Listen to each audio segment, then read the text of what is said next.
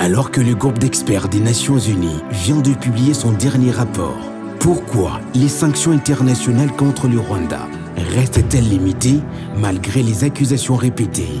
Le gouvernement congolais peut se servir de ces rapports, mais ce n'est pas le premier rapport, pour tenter de convaincre la communauté internationale ou certains États membres qui peuvent nous accompagner dans les mécanismes pour rétablir la paix, parce qu'à l'est du pays. Dans quelle mesure les intérêts géopolitiques des grandes puissances influencent-ils la prise des sanctions contre le Rwanda? Aucun conflit africain n'a jamais obtenu de réponse entendue par les Nations Unies, parce que les Nations Unies dominées par les grandes puissances. Les mêmes puissances, les firmes internationales qui utilisent les Nations Unies pour concrétiser leurs objectifs économiques. Maître Paul Okito, invité des ITW.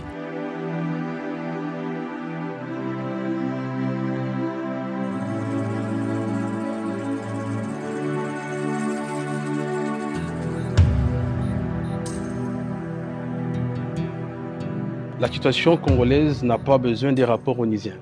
On n'a pas besoin des rapports détaillés, des experts des Nations Unies, non. Parce que c'est une situation qui est connue, qui est visible. Nous avons tous les faits de droit et de faits qui démontrent que nous sommes dans une situation d'agression qui nécessite une réponse adaptée en fait de rétablir la souveraineté de notre pays. Donc les nouveaux rapports, malgré que je n'ai pas eu le temps de tout lire, mais je peux vous donner les grandes lignes, c'est que l'affirmation, la reconnaissance que le Rwanda aide le M23 militairement, économiquement à envahir la RDC. Il y a aussi le nombre de déplacés, il y a aussi les violations des droits humains. Donc c'est un rapport complet. Mais ces rapports, comme je viens de le dire, on n'a pas besoin de ces rapports.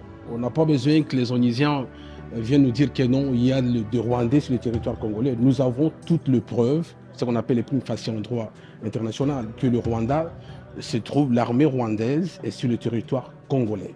Donc nous sommes dans une situation d'agression, nous sommes dans une situation qui défie la légitimité de notre pays, qui défie l'autorité de l'État. Donc c'est à nous, la RDC, de nous organiser pour bouter au territoire national les ennemis de la nation. Parce que le Rwanda a deux vocabulaires. D'un côté, les Rwandais, dernièrement nous avons suivi le président Kagame dire que non, il n'y a aucun militaire rwandais qui se trouvait sur le territoire congolais. Les conflits que nous avons en RDC, c'était un conflit congolo-congolais. Donc les militaires rwandais ou les Rwandais n'ont rien à voir.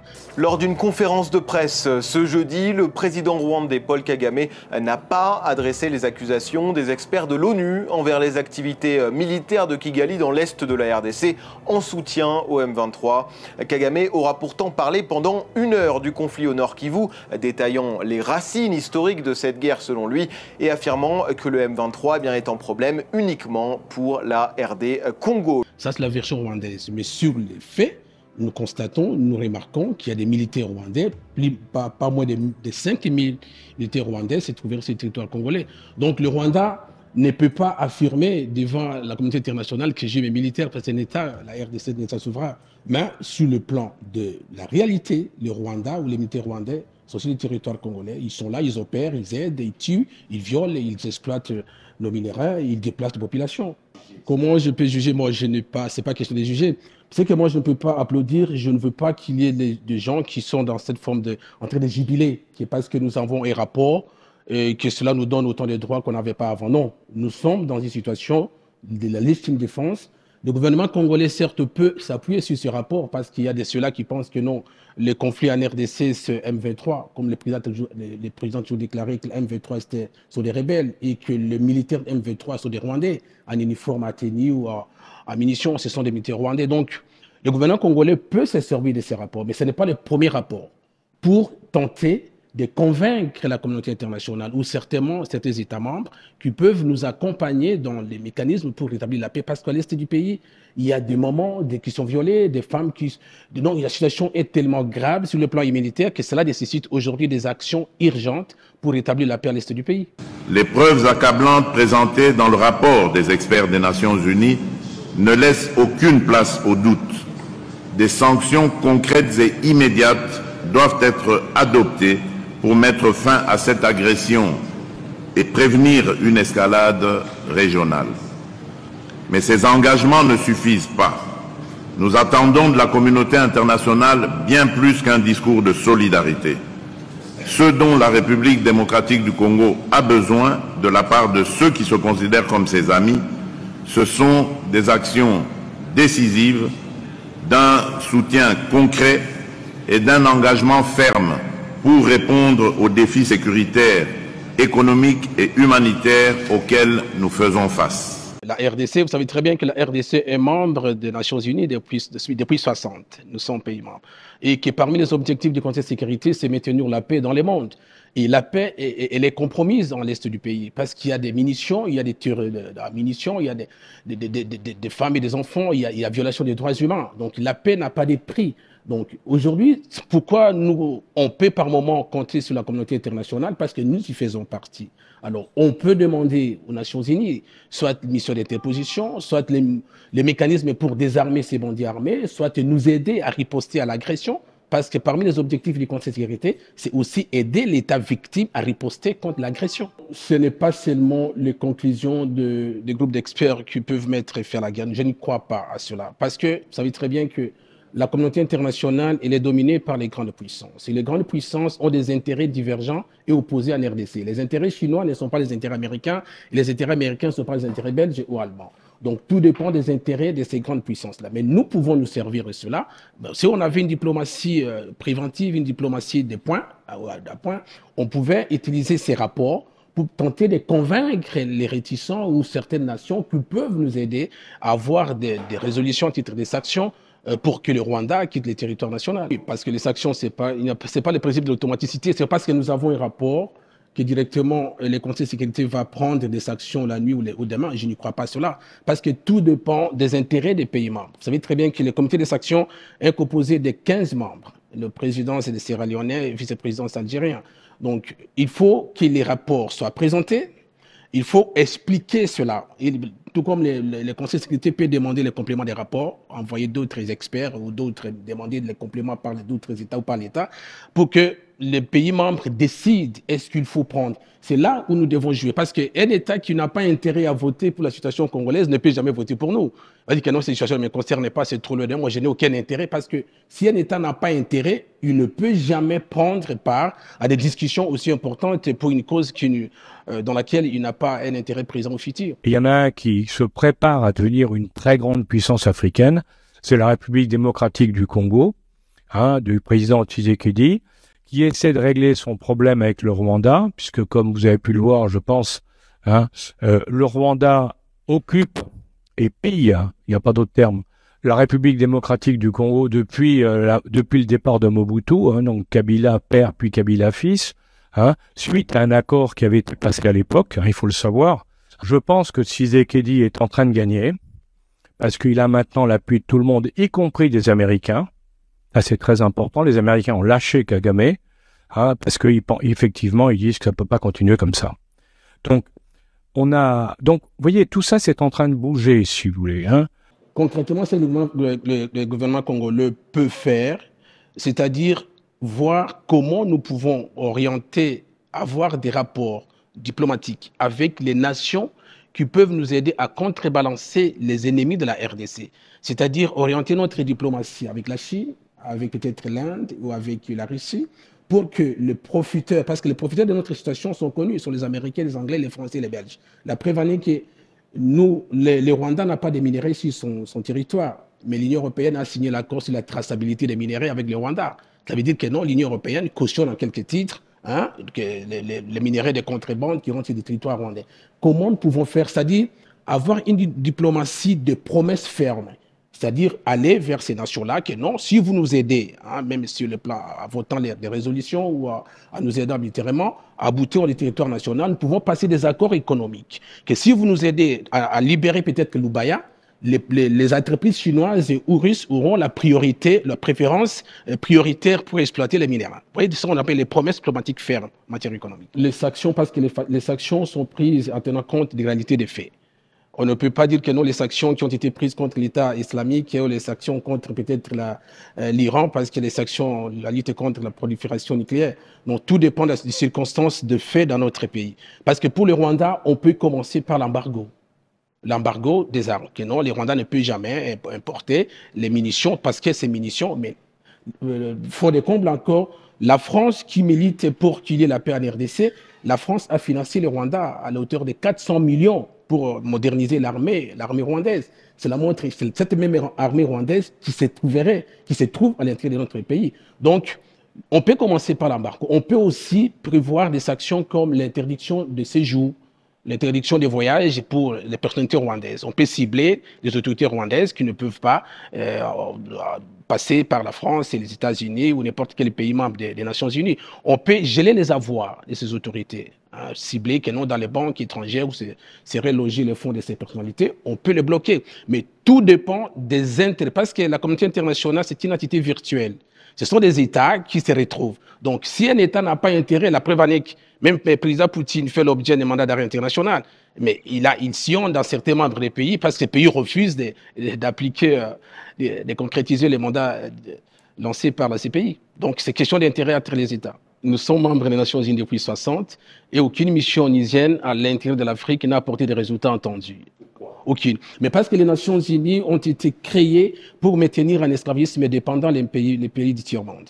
Aucun conflit africain n'a jamais obtenu des réponses entendues par les Nations Unies, parce que les Nations Unies dominées par les grandes puissances. Les mêmes puissances, les firmes internationales qui utilisent les Nations Unies pour concrétiser leurs objectifs économiques. Oui, les obstacles comme tels, moi je pense que la faiblesse de la diplomatie congolaise. Notre diplomatie congolaise, elle est un peu molle, excusez-moi l'expression, elle n'est pas préventive. C'est une diplomatie un peu de revers en fait, parce que nous avons tous les atouts. On peut faire ce qu'on appelle la diplomatie minérale, c'est-à-dire le minerai que nous avons, parce que chaque État doit utiliser les moyens dont il dispose. C'est que nous avons comme minerai, on peut promettre à des sociétés, aux États, que si vous nous aidez à faire ça, vous aurez la préférence sur tel minerai, sur tel minerai. Mais notre diplomatie, c'est une diplomatie un peu, je peux dire, des perroquets. On récite les choses que non. Dernièrement, nous avons suivi la dame ministre des Affaires étrangères que non, nous allons demander l'application des sanctions contre le Rwanda. Comment? Les sanctions, ce n'est pas parce qu'il y a un rapport qu'il y a sanctions. Entre rapport et sanctions, il y a du temps, il y a des réflexions, il y a des États qui doivent voter cela. Est-ce que jusque-là, nous avons une résolution des Nations Unies qui qualifie juridiquement la situation congolaise? Aucune résolution. Aucune résolution. Cela vous dit que non, c'est les communautés internationales la même qui tirent profit de notre situation. Donc c'est à nous de nous organiser à l'interne si nous voulons réellement apporter des réponses entendues, c'est-à-dire mettre en du territoire national les ennemis de la nation et les bandits armés à l'extérieur du pays. Il faut travailler à l'interne, la cohésion nationale, la gouvernance responsable. Parce que la gouvernance d'un État doit être orientée aux circonstances du moment. Donc, dans quelles circonstances se trouve le pays aujourd'hui? Qu'est-ce qu'il faut prioriser pour apporter réponse? Si on ne travaille pas sur le plan intérieur, je ne crois pas que la communauté internationale pourrait... D'ailleurs, je ne vous apprends pas, entre Liban et Israël, là, vous voyez les bandes des Golan, c'est plus de quarantaine d'années que les forces onisiennes se trouvent là-bas. Il n'y a aucune solution. Donc l'ONU, ce n'est pas une organisation qui est là pour apporter des solutions. Au contraire, c'est pour cautionner des situations de fait, comme ça a été avec le Soudan d'ici. La situation est telle que les forces armées de la République démocratique du Congo, appuyées par le Ouazalendo, continuent à repousser l'ennemi en profondeur, de manière à ce que notre population soit vraiment protégée. Et c'est le travail que les forces armées de la République démocratique du Congo est en train de faire au moment où je suis en train de parler avec vous. Nous sommes un grand pays avec des minéraux importants. Je ne vous apprends pas, mais je vous dis que nous avons à peu près 70% des réserves mondiales de métaux stratégiques en RDC. Et si notre pays est faible, donc nous aurons toujours des situations d'agression, d'incursion militaire. C'est-à-dire, nous sommes un pays riche, mais un État encore faible. C'est-à-dire que l'État n'a pas encore la capacité, militaire, organisation administrative, tout ça, à maintenir l'intégrité territoriale avec les forces. C'est pourquoi les ennemis de la nation rentrent. En RDC, ce n'est pas seulement le M23. On parlait à l'époque de presque 20 mouvements, groupes armés, les CADECO, si c'est CODECO, plus... C'est ça, donc c'est la faiblesse de l'État. D'ailleurs, l'Union africaine a démontré ses limites. Est-ce qu'en RDC, s'il y a quelqu'un qui peut se référer que nous avons une organisation africaine qui a aussi les compétences pour régler les conflits? Rien du tout, parce que les États africains n'ont pas encore compris que l'Afrique a besoin d'être construite dans l'unité. Nous avons besoin d'avoir des rapports de beau voisinage avec l'Ouganda, avec le Rwanda, parce que dans l'avenir du monde aujourd'hui, les États se regroupent, comme l'Union européenne, comme au niveau de l'Amérique centrale. On n'a pas intérêt à avoir des rapports conflictuels avec nos voisins. Nous sommes un grand pays, mais ce que nous manquons aujourd'hui, c'est comment nous réapproprier notre leadership au niveau de la région. Qu'est-ce qu'il faut faire pour que la voix de la RDC soit entendue et respectée? Il faut renforcer les mécanismes de la démocratie participative.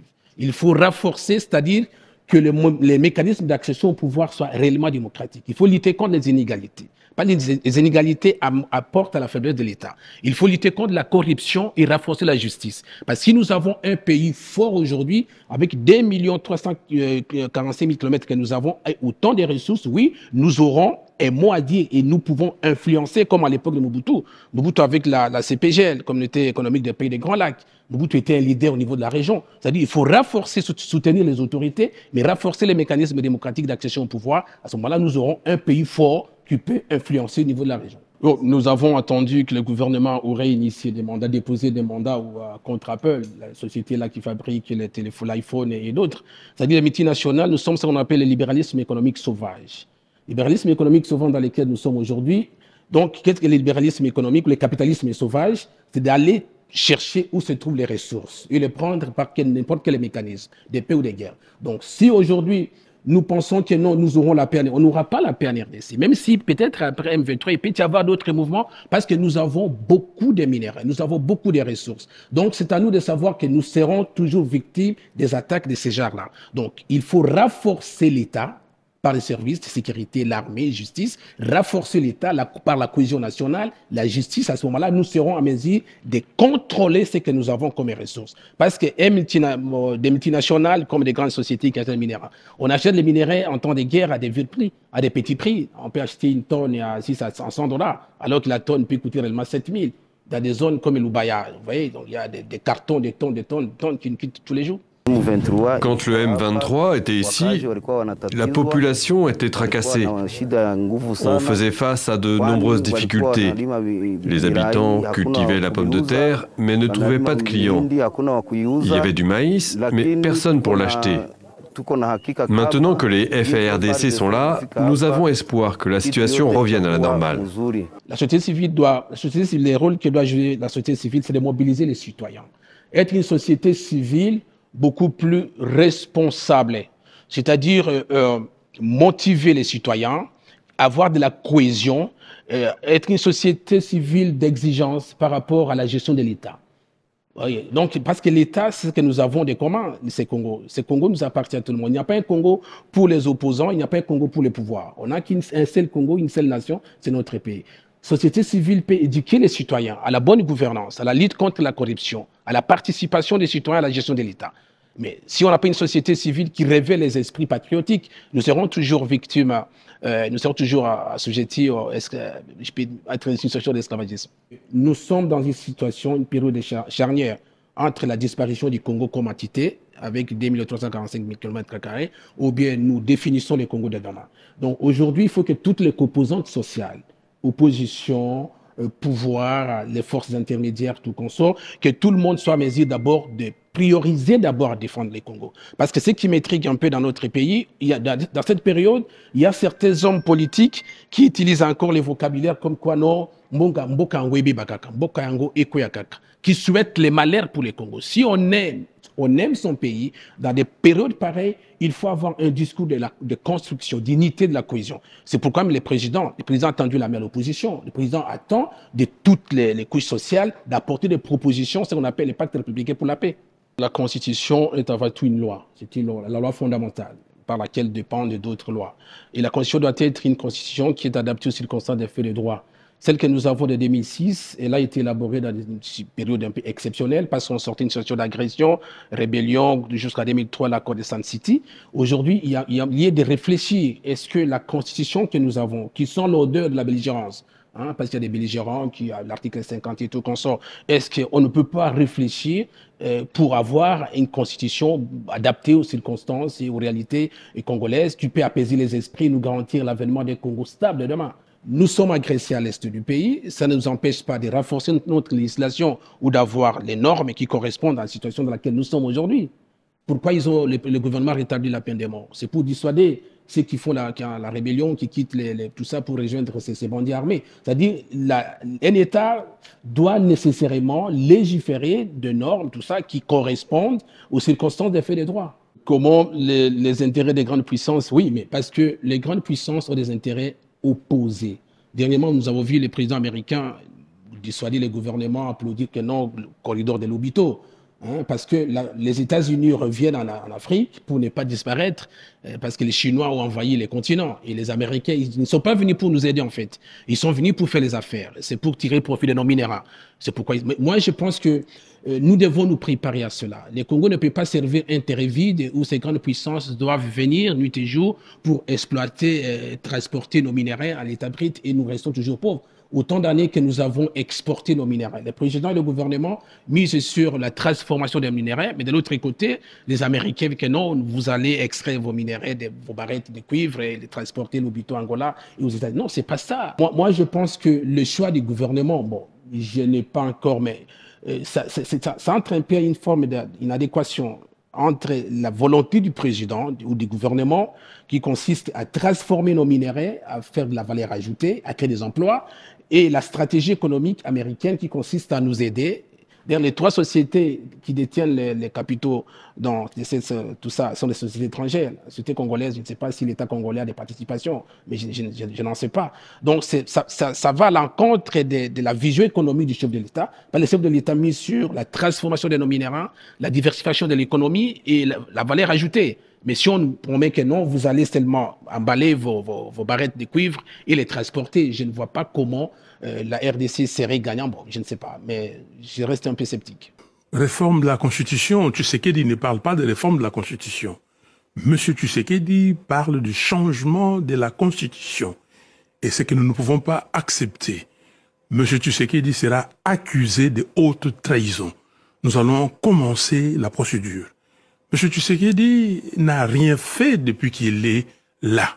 Non, l'opposition autour de l'ex-président pour barrer l'initiative du chef de l'État, le peuple va trancher. Personne n'est plus souverain que le peuple. Même le président même la reconnaît qu'il n'est pas plus souverain que le peuple. C'est le peuple congolais qui doit trancher si le président a raison ou si le président a tort, si l'opposition. Nous avons besoin d'une opposition républicaine, d'une opposition de réflexion, d'une opposition qui participe à la reconstruction. Et non pas l'opposition des petits cadeaux que non, comme je n'ai pas obtenu la petite place, je dois être un opposant. Non, nous avons besoin d'une opposition de participation qui apporte les idées de réflexion pour faire avancer les pays. Non, moi, je ne peux pas dire que l'opposition n'a pas de chance, le pouvoir. Non, moi, je pense que le peuple congolais, d'ailleurs, nous allons, ça m'a permis de vous dire que je suis le président du collectif Fatih Zego Manda. Et dans notre collectif, nous sommes en train aussi de sensibiliser les citoyens, de leur faire comprendre que notre constitution, même la constitution française a été révisée 24 fois, de 58. C'est 24 fois que la France a révisé sa constitution.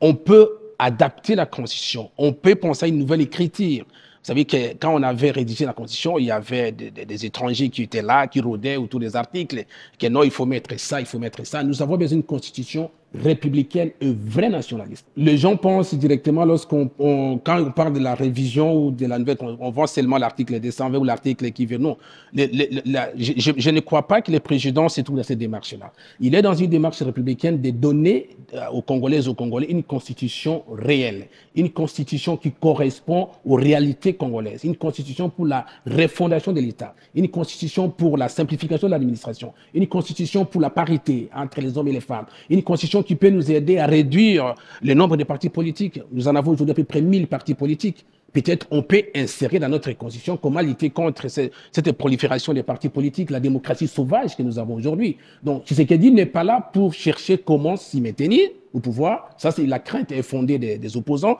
Mais je pense que le président est là pour léguer aux générations futures une constitution adaptée aux besoins économiques de notre pays. Nous avons préconisé, il y a 3 volets. Premièrement, il faut préconiser le dialogue intercommunautaire.